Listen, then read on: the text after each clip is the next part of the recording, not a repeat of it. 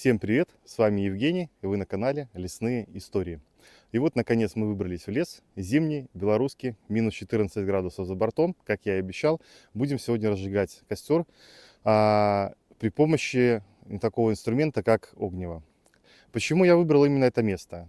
Здесь есть поваленные деревья, которые мы будем использовать в качестве какой-то подставки, стола, стула, да, расположить свои вещи. Кроме того, этот лес является смешанным.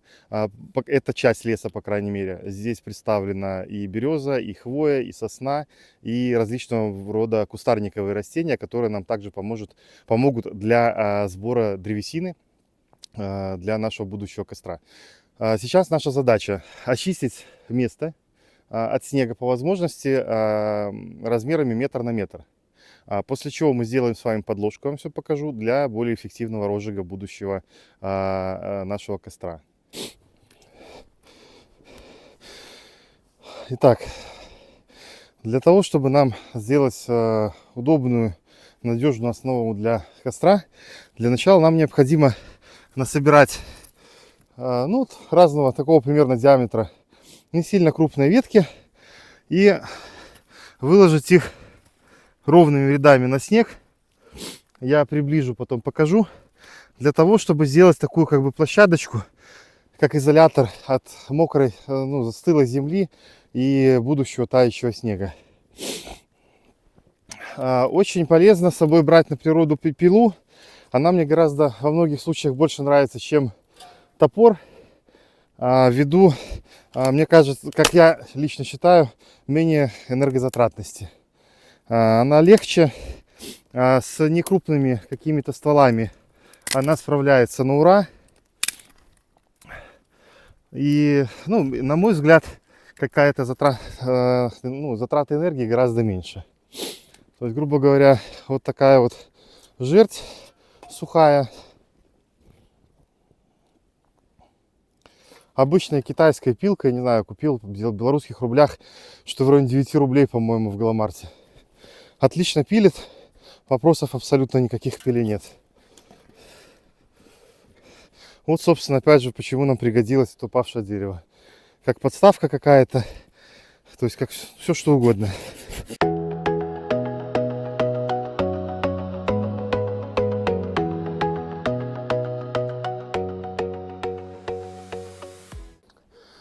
Так, здесь вот у нас есть орешник сухой,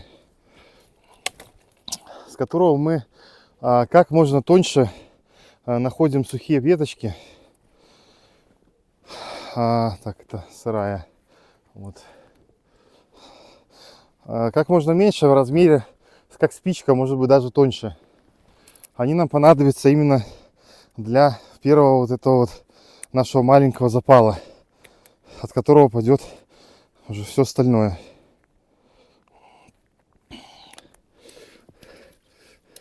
Здесь таких веточек очень много сухостоя, поэтому собрать их в каждом лесу не составит абсолютно никакого труда.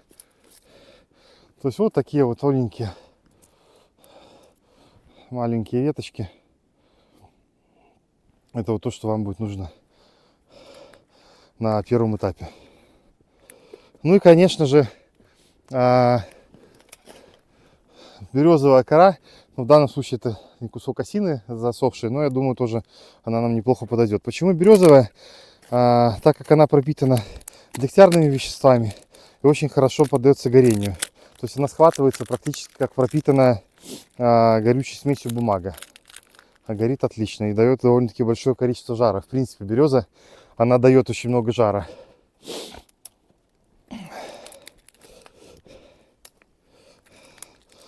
Вот, потом тоже такие вот палочки собираем, которые потолще уже, они тоже туда же пойдут, в общий котел.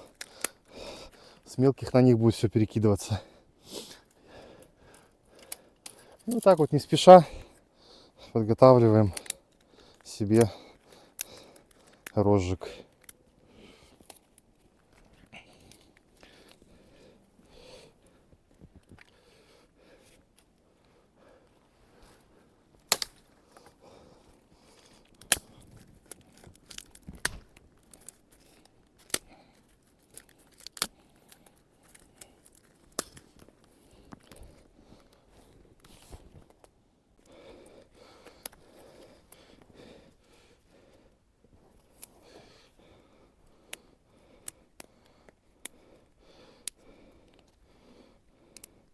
Вот эти маленькие веточки, почему я в бок отложил? Потому что они оказались просто замороженными, но сырые. Видите, зеленый срез.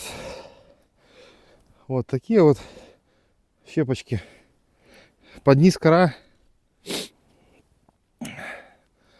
И вот такую вот мелочевочку поверху. Можно немножко ее разбавлять более крупными веточками.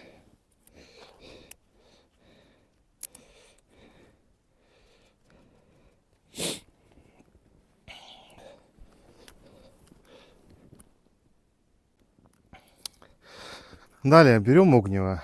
Что нам с ним необходимо будет сразу же сделать? Ну вот у меня шла такая лопатка в комплекте. Можно брать нож, тут не важно. Вот если видите, он уже такое довольно-таки у меня сточенное наполовину. Оно должно быть тут примерно такого диаметра, как здесь в начале. В общем, вам необходимо будет не высекать искры из него, а нужно будет медленно вот так вот как бы крошку накрошить именно на то место, которое вы подготовили для розжига, на вот кору, на вот эту вот перетертую бересту, которую вы превратили практически должны превратить вот эту тоненькую стружку бересты, вы должны ее превратить в подобие ваты, чтобы она по консистенции была такая пушистая и волокнистая. Далее мы вот так вот насыпаем туда именно кремниевые стружки.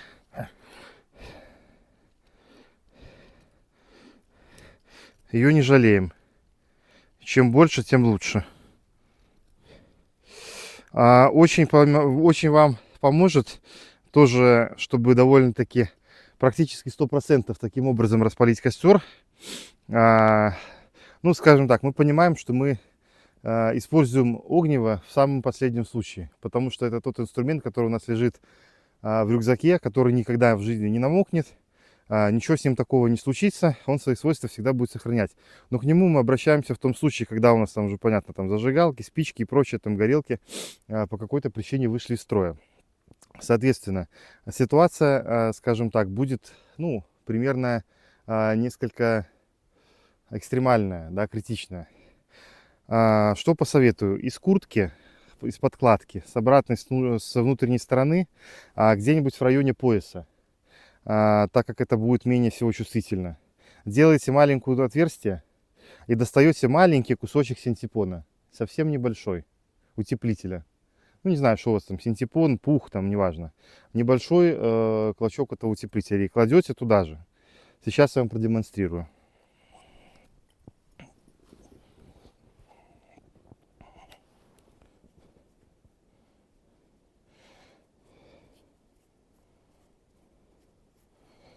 Даже, возможно, не придется ничего резать.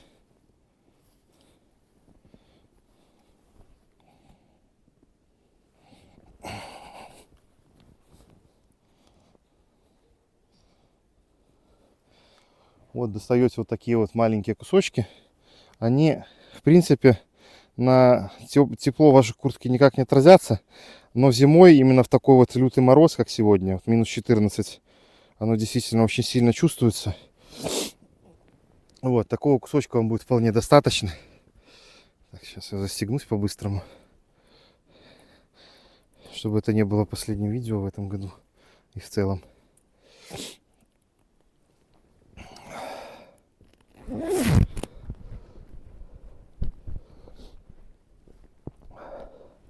И этот кусочек также вот так вот немножко его разминаем и кладем сюда же к нашему уже ранее кремнию насыпанному, насыпанному, да, и коре.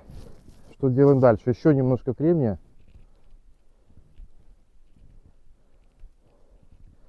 И сейчас я увеличу. Я думаю, что будет самый основной наш момент. Так, сейчас камеру поближе поставлю.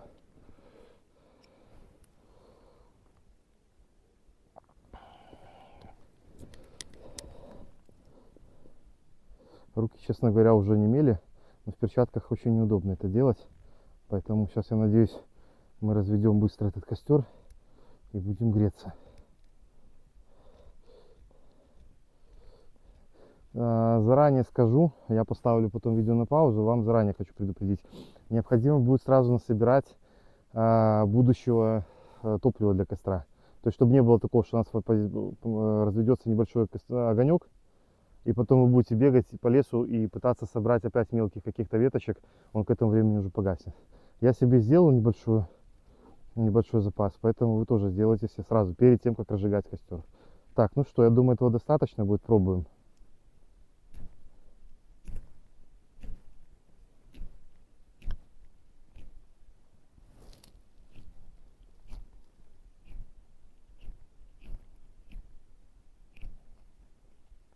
Пошло.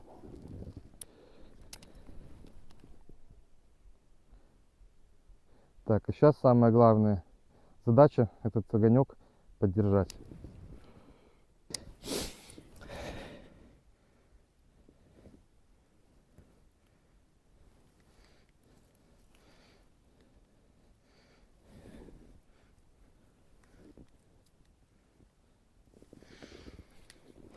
Так.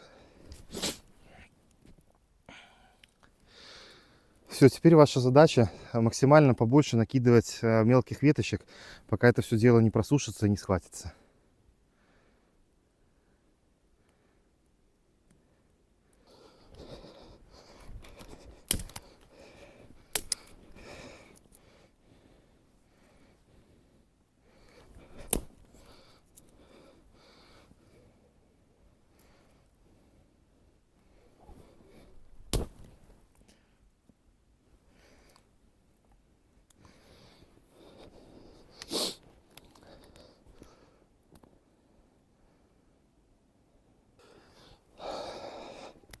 Когда костер уже более-менее взялся,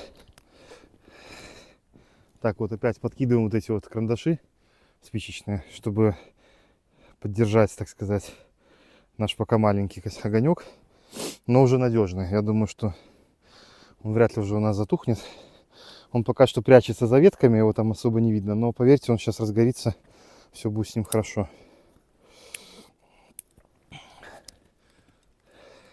Начинаем переходить к более крупным веткам, чтобы давать уже какую-то основу более серьезную. Опять же, это не сильно составляет труда, особенно когда на улице такой сильный мороз, так как уже заранее сухая древесина, она под морозом, по сути, как высохшая.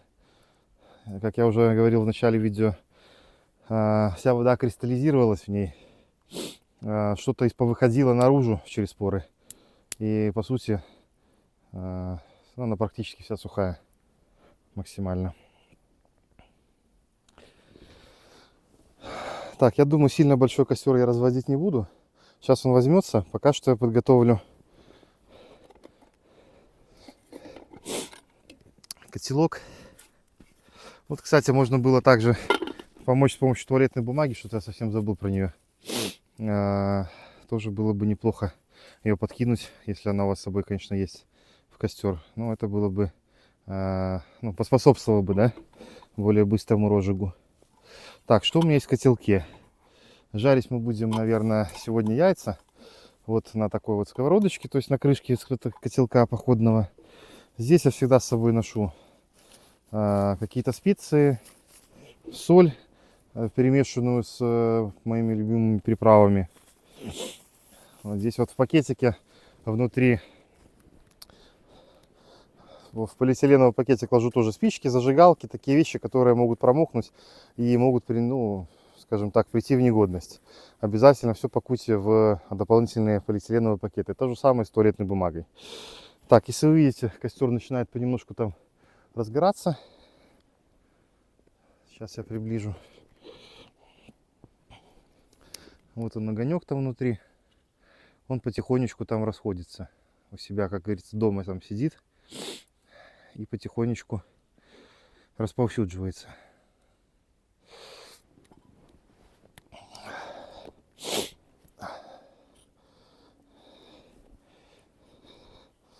Так, ну а мы тогда будем сейчас потихонечку заряжать наш котелок.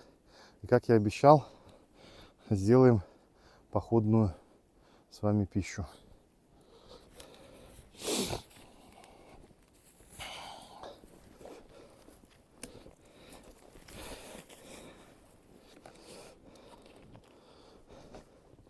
Так, котелок нам этот не нужен.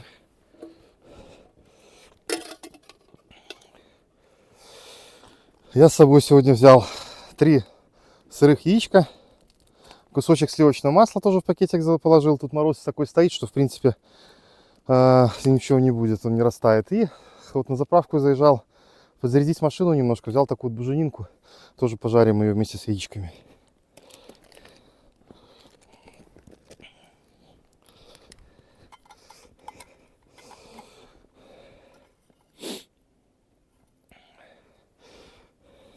Сейчас я пока что здесь немножко все обустрою и включусь. Пока что поставлю вас на паузу, чтобы не отвлекать ваше время на мои уборочные мероприятия.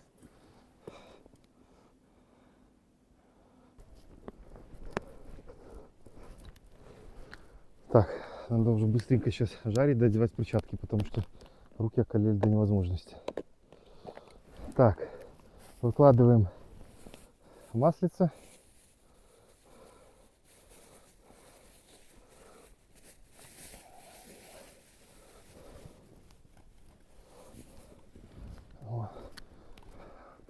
Вот такая вот красота. Сейчас мы его растопим.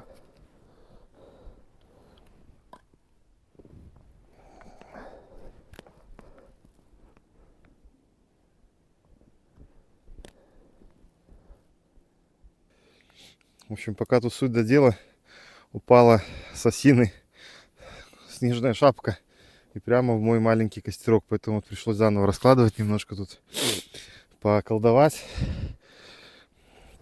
Засыпала мою сковородочку с маслом, снегом полностью. Вот. Ну, вроде тут подоттаяло немножко. Все хорошо. Что-то с маслом я переборщил. Я его солью. Очень много получилось. Параллельно еще он с водой. Сейчас вода выкипит.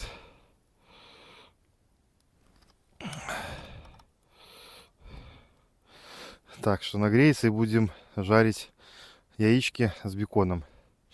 Пока греется, поставлю на паузу и покажу вам красоту белорусской зимы.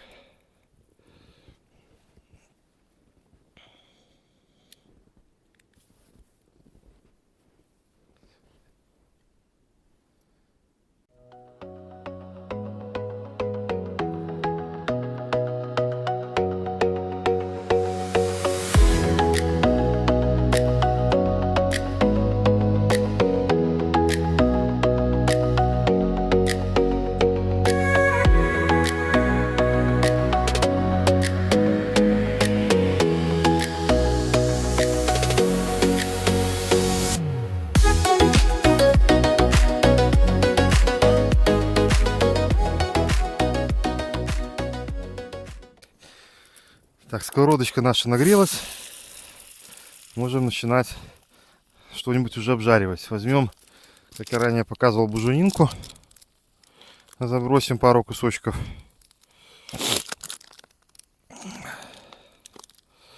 И сверху яички. Вилок я с собой никаких не брал. Будем кушать вилочкой добытую из леса. Покажу, как это делается, ничего сложного.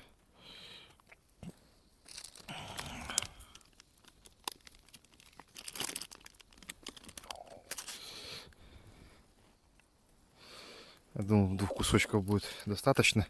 Сейчас они жирок еще дадут. И будем потихоньку жарить.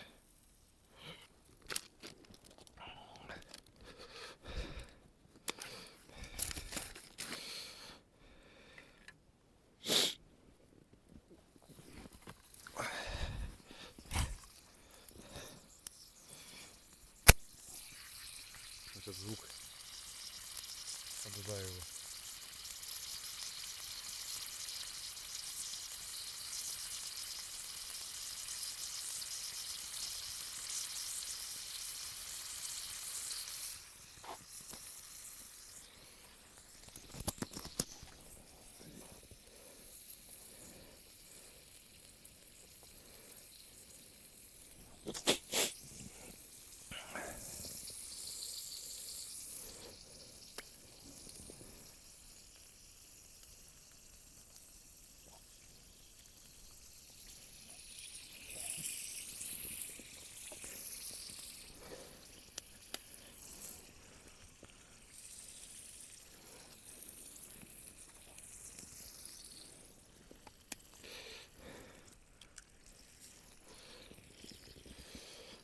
Так, и сейчас посолим, поперчим.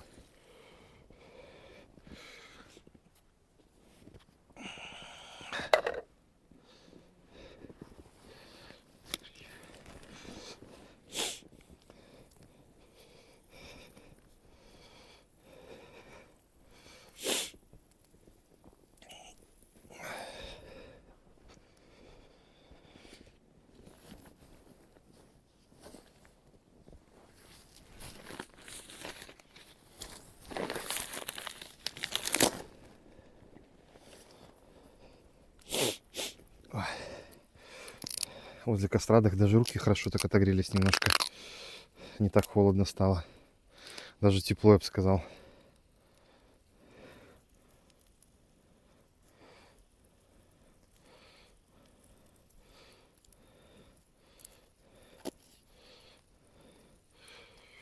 Храню соль и специи вот таких вот баночках от анализов. Реально удобно. Надолго хватает. И дешево. Так, а мы пока что себе сделаем вилочку, чтобы есть нашу яичницу, так как дома я вилку забыл. Берем небольшой, где-то с большой палец, побег. Ну, желательно, вот как в нашем случае мне повезло, здесь есть орешник. Ну, либо другую прямую какую-нибудь палку. По возможности используем деревья уже мертвые, сухие, чтобы не портить живые.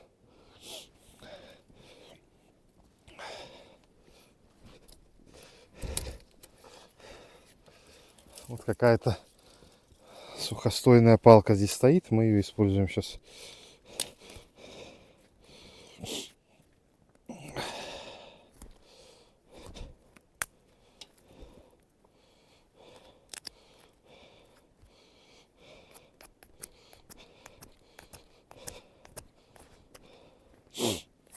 Обрабатываем, обскабливаем от этого коры ненужной.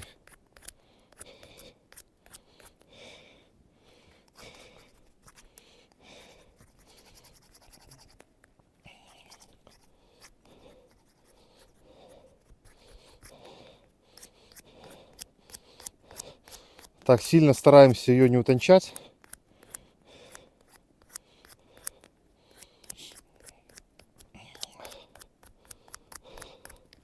Так, потом делаем посередине, расщепляем ее аккуратно, смотрим, расщепляем очень медленно, аккуратно, чтобы чтобы ее не расщепить, ну, не поломать основательно. И появившуюся нашу щель, вот, которую здесь мы расщепили, какую-нибудь небольшую тоже палочку туда засовываем, как клин. Все, нож убираем.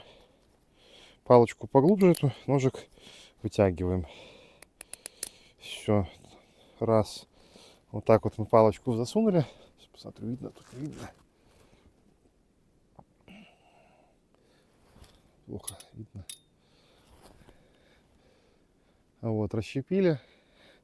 Лишнюю обламываем, чтобы она у нас не торчала. Вот, у нас получилась вот такая вот штука. И сейчас кончики аккуратненько затачиваем. С одной стороны и с другой. Очень удобно это делать вот таким ножом. Не знаю, это вот Victorinox. Как точно модель называется, не помню, но очень удобно. Вот со штопорком, кто любит на природе выпить, что-то открыть, откупорить. Классный ножик, мне он очень нравится.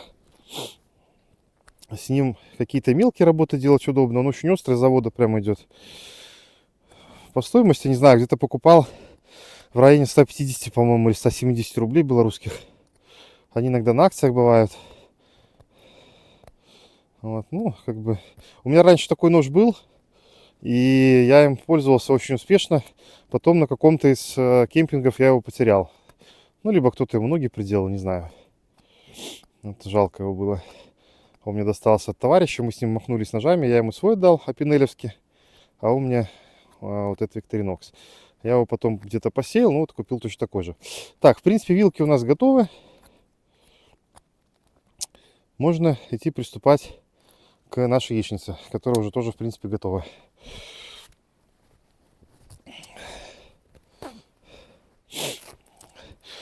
То ли я находился, набегался, стало как-то уже тепло, то ли мороз какой-то уже не такой крепкий стал. Ну прямо я как-то даже немножко согрелся. Сейчас испугался, думал, что замок сломался. Разошелся, думаю, вот сейчас будет мне тепло. Так, ну что, пойдемте смотреть, что там с яичницей. А сейчас, дорогие друзья, вы увидите редкое явление, внутреннюю работу мозга блогера в момент технического коллапса. Обратите внимание, как камера, решив, что я слишком много говорю, самостоятельно ускоряет картинку и накладывает на нее гробовую тишину. Это не баг, это фича. А сейчас я просто продолжу рассказывать, как будто это все и было задумано заранее. В общем, яичница получилась очень вкусная. Здесь я говорю о том, что очень было правильное решение, что я заехал на заправку и купил себе еще вот эту вот упаковку бекона. Потому что с беконом действительно получилась просто пушка. Я нахваливаю свои приправы, продолжаю нахваливать яичницу и говорить о том, какая она получилась вкусная. И что самая лучшая приправа – это свежий воздух и голод. Итак, подводя итоги сегодняшнего дня, что я могу сказать? Что разведение костра с помощью огнева в таких неблагоприятных условиях – это не самая лучшая идея. Скорее, это крайняя необходимость, когда у нас закончилось все, что только можно: зажигалки, спички, горелки и все, что мы с собой берем, как правило, в поход, на рыбалку или еще куда-то. Но, как показала практика, это реально.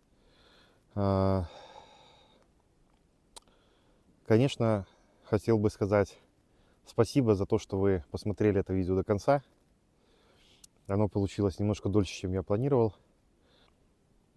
В следующем видео я вам покажу различные способы вязания узлов из веревки, которые вам могут понадобиться где-то в кемпинге, как правило, при устройстве базового лагеря. Вот. И в целом поговорим немного на эту тему по поводу выбора места для стоянки и что нужно сделать, чтобы ее максимально комфортно подготовить для дальнейшего там нахождения и ночевки. Вот. А сегодня я хотел бы с вами попрощаться. Солнце уже заходит за горизонт, так сказать. Садится сейчас солнце очень рано зимой. Вот. А мне еще нужно, скажем так, совершить нелегкий путь домой. Хотя бы до дороги, до машины.